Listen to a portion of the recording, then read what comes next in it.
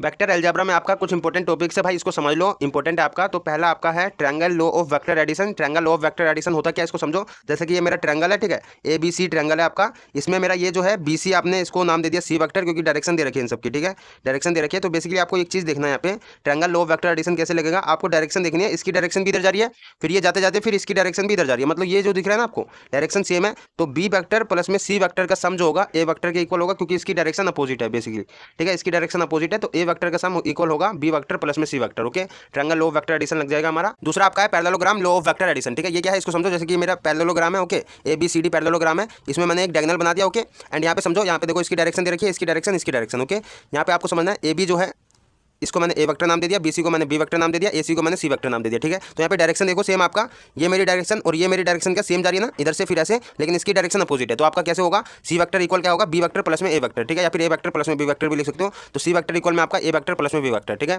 तो ये आपका parallelogram law of vector addition है, ठीक है। बेसिकली आप triangle law of vector addition नहीं लगा रहे हो उसमें, बट पैरेललोग्राम में लगा रहे हो इसलिए, ठीक है।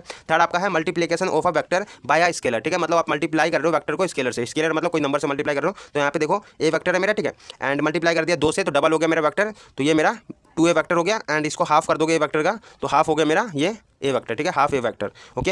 एंड फोर्थ आपका है कंपोनेंट ऑफ अ वेक्टर, ठीक है, यहाँ से आपको समझना इंपॉर्टेंट है, क्योंकि भाई आपको बेसिकली कंपोनेंट समझना जरूरी है। ये जो दिख रहा है आपको आई जे के, ये आपके कंपोनेंट होते हैं वेक्टर्स के, ठीक है। तो इसको समझो आपका, देखो यहाँ पे मेरा वेक्टर पता है आपको 3D पे बनता है आपका एक्स वाई जेड, ओके।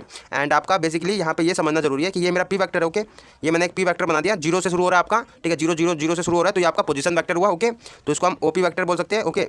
यहाँ पे मेरा पी पॉइंट का आपका यहाँ पे पॉइंट दे रखा है, ठीक है। तो ओपी वेक्टर को मैंने आर वेक्टर के नाम से भी दर्शा दिया। तो सिंपल ये समझना है कि आपको वेक्टर जो है एक्स की दिशा में कितना गया, ये जो वेक्टर है आपका 3D पे बना है, क्योंकि तो एक्स की दिशा में कितना गया आपका, वाई की दिशा में कितना गया और जेड की दिशा में कितना गया। तो आई की दिशा में जितना गया उसके लिए हमने क्या आई कंपोनेंट यूज़ करा, और वाई की दिशा में जितना गया उसके लिए जे कंपोनेंट यूज़ करा, और जेड की दिशा में जितना गया उसके लिए के कंपोनेंट यूज़ करा, ठीक है। तो आई कैप जे कैप के कैप, ठीक है, ये लगा दिया। एंड यहाँ पे ये देखो ओपी वेक्टर, अगर मैं इसको बोलूँगा ओपी वेक्टर का नाम क्या होगा मेरा, यहाँ पे एक्स की दिशा में जितना गया वो मेरा यहाँ पे मान के चलो इसका पॉइंट ले लेता हूँ 3 4 5, ठीक है। तो यहाँ पे आपका 3 आई कैप हो जाएगा, सिंपल पहले इसको समझो, एक्स वाई जेड आपका है, तो यहाँ पे देखो एक्स आपका मल्टीप्लाई में आपका आई के साथ, ठीक है। तो एक्स आई कैप प्लस में आपका वाई जे कैप, ये वाई आपका वाई ये जो है आपका वाई की दिशा में जितना गया, और कंपोनेंट क्या आपका जे, ठीक है। तो वाई जे कैप प्लस में जेड के कैप, ठीक है। तो यहाँ पे सिंपल है आपका, ये पॉइंट है आपका मेरा, मान के चलो 3 4 5, तो आपका 3 आई कैप प्लस में 4 जे कैप प्लस में 5 के कैप, ठीक है। तो आर, इसको देखो ओपी वेक्टर को मैंने आर नाम दिया, तो आर से भी डिनोट कर सकते हो। तो ओपी इज इक्वल टू में आर वेक्टर है हमारा, ओके।